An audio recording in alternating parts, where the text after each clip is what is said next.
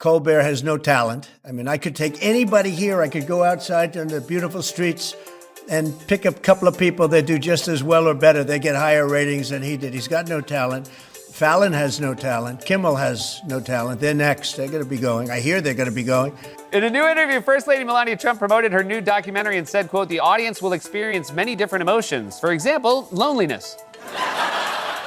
President Trump accused Minnesota Governor Tim Walz and Minneapolis Mayor Jacob Frey yesterday of, quote, "inciting insurrection," which means they could each be facing up to 4 years as president. President Trump suggested in an interview yesterday with the Wall Street Journal he would withdraw ICE agents from Minneapolis, quote, "at some point. Mr. Precision strikes again." Some point like Friday, or some point like when the sun swallows the earth? Or is it even later, like when the Epstein files are released? Donald Trump has always thrived on turning the tables, and in 2026, he has sharpened that instinct into a full-blown campaign of exposure. For years, critics, comedians, and political opponents have painted him as the punchline. But now, Trump and Melania are flipping the script, casting themselves as the ones doing the exposing. Their speeches, interviews, and even Melania's documentary have become platforms to call out what they see as hypocrisy, corruption, and incompetence among the very elites who mock them. Let's jump into the bigger picture, and don't forget to subscribe to our channel. It inspires us a lot. Trump hosted a screening over the weekend at the White House of First Lady Melania Trump's new documentary, Melania, and it's already getting some award buzz for Least Animated Feature. That's right, President Trump hosted a screening of First Lady Melania Trump's new documentary, Melania. Man, they are really testing his ability to stay awake. Sir, would you like to sit in the dark and watch a movie about your wife? Sir, he's already out. Trump's central argument is simple. The establishment has always been corrupt, and he is the one willing to say it out loud. He points to Congress, where career politicians enrich themselves while pretending to serve the people. He exposes how lawmakers spend more time fundraising than legislating, how lobbyists write bills, and how donors dictate policy. He frames impeachment efforts against him as proof of their desperation, arguing that Washington insiders cannot stand a president who refuses to play by their rules. He has also turned his fire on the media. Trump accuses late-night hosts, journalists, and Hollywood figures of being part of a cultural elite that sneers at ordinary Americans. He exposes their double standards, comedians who mock him for gaffes but ignore scandals in their own industry, networks that obsess over his every word but downplay failures of the political class they favor. In his speeches, he often cites ratings declines and collapsing trust in mainstream outlets as evidence that the public sees through the facade. Melania, often portrayed as aloof or silent, has stepped into the spotlight with her documentary, Melania. While critics dismissed it as shallow, she insists it is an exposé of the pressures, manipulations, and betrayals she endured in Washington. She exposes the gossip-driven culture of the Capitol, where even first ladies are treated as pawns in political games. She highlights how the media twisted her fashion choices into narratives of vanity, while ignoring the charitable work she pursued. In interviews, she has gone further, accusing Washington insiders of trying to silence her voice because she refused to conform to their expectations of a political spouse.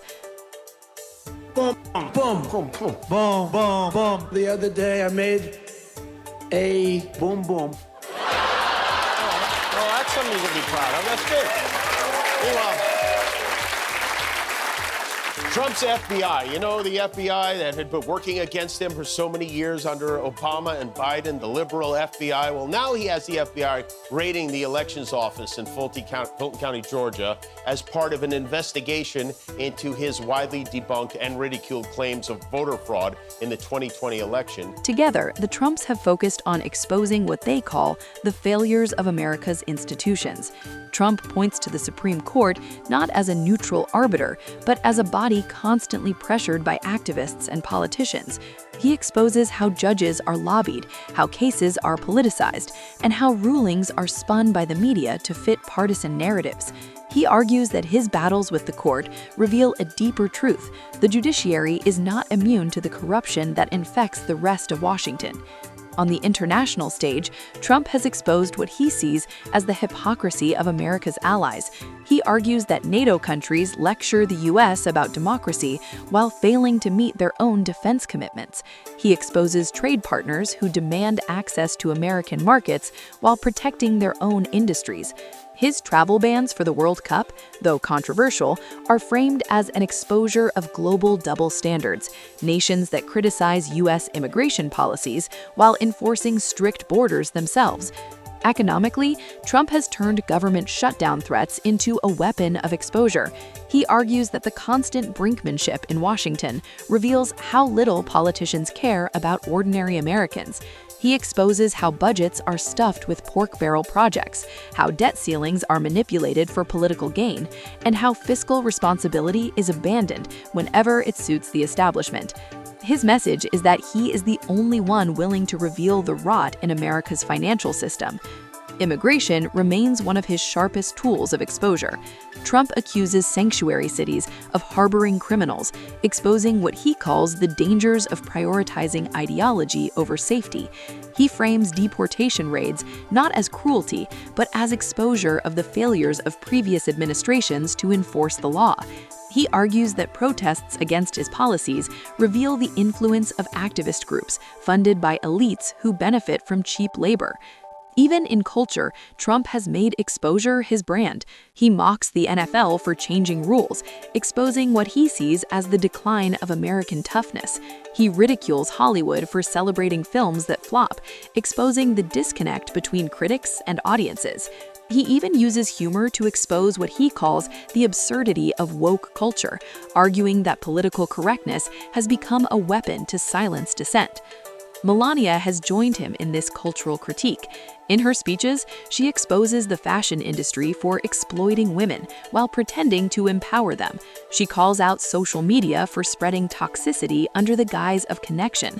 She even exposes the hypocrisy of Washington's social circles, where charity galas are more about networking than helping those in need. Her message is that she has seen the elite up close, and she knows their smiles hide manipulation. The Trump strategy is clear. They are reframing themselves not as the exposed, but as the exposers. Every scandal, every criticism, every joke becomes evidence of a corrupt system desperate to silence them. They argue that their enemies are not just political opponents, but entrenched elites terrified of losing control. This approach resonates with their supporters, who see exposure as truth-telling. When Trump rails against Congress, they see him revealing what they already suspected. When Melania speaks about the cruelty of Washington gossip, they see her exposing a culture they distrust. When Trump mocks the media, they see him exposing the bias they feel every day.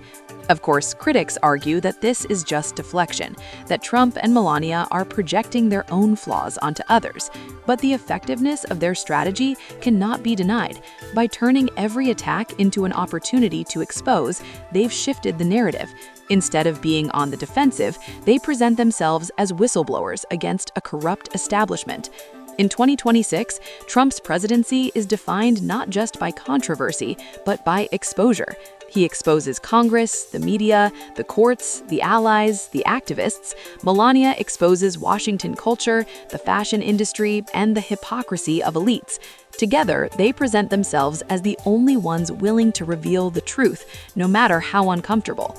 The irony is that while comedians and critics still mock them, the Trumps have embraced the role of exposers so fully that the laughter no longer stinks. They argue that the jokes themselves expose the desperation of their enemies. And in a political climate where distrust of institutions runs deep, their message finds fertile ground. Donald Trump and Melania Trump have turned exposure into a weapon. Whether it's Congress, the media, Hollywood, or international allies, they claim to reveal corruption, hypocrisy, and incompetence at every turn. Their presidency is not just about governing, it's about exposing. And in 2026, that strategy has become their defining legacy.